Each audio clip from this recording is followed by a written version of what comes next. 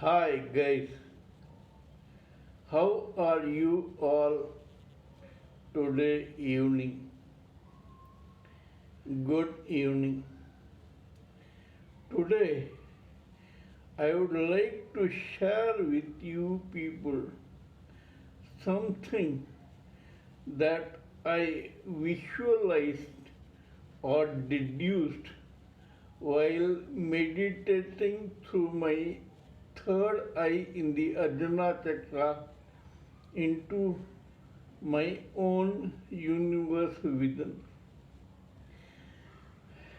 Of late, I started meditating within to glean some knowledge about materialism as well as spiritualism which surrounds or which circulates in this material world and abroad.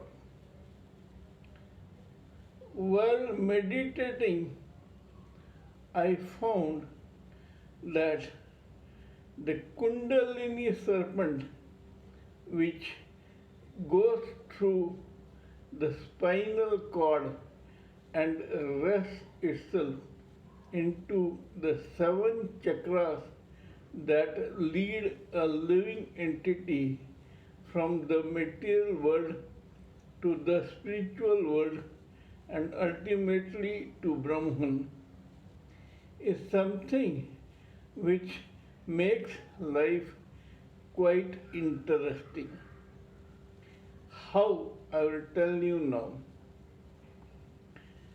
We all know that the first five chakras in the spinal cord of a living entity are material, and the sixth and seventh, which are in the head of the living entity, are spiritual. Of the five that are in the spinal cord of the gross body, the first is Mooladhara, which represents the earth element. Second is Swadhisthana, that represents the water element.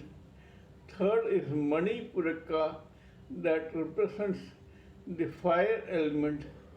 Fourth is Anahata, that represents the air element. And fifth is Vishuddhi, that represents the other element of the gross body of a living entity. This is something that we all know, but I observed that while the Kundalini serpent slithers up the spinal cord, it starts with gross physical, gross body materialism, and after some time dilutes itself into various forms of subtlety in the gross body. I'll tell you how. Mooladhara chakra, the first one, is totally physical. Swadhisthana is a little less. Manipuraka is still more less. Anahita is almost subtle, and Vishuddhi is quite subtle in the gross body, and the Kundalini serpent that slithers up the spinal cord to all these stations rests in physical to subtle stations in the spinal cord chakras. That is, while we meditate on ourselves, the Kundalini serpent that has already been activated and which is slithering up the spinal cord goes from the gross physical to the spiritual side slowly but steadily.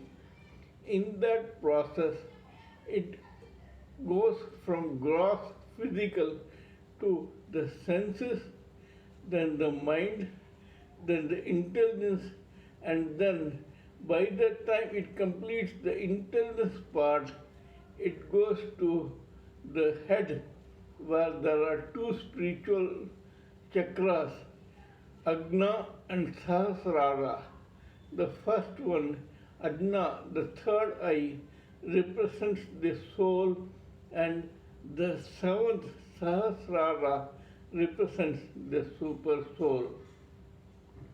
Now, in my next video, I'll explain how to utilize this journey of the Kundalini serpent through various chakras so that our divine births can be deified and can help us in self-realization, deliverance, etc., and ultimately take us to the spiritual world and Brahman. If you like my talk about the introduction part of the seven chakras of the body of a living entity, kindly subscribe to my channel and press the bell icon so that I can keep informing you about my other videos. Please pardon me for any mistake in my appearance, spelling, grammar, diction, etc. because when I am talking to you about spiritualism and materialism, I am only concentrating on the subject and hence I cannot distract myself to these frivolous matters. Till we meet in my next video, it is good night from TSV Raghavan.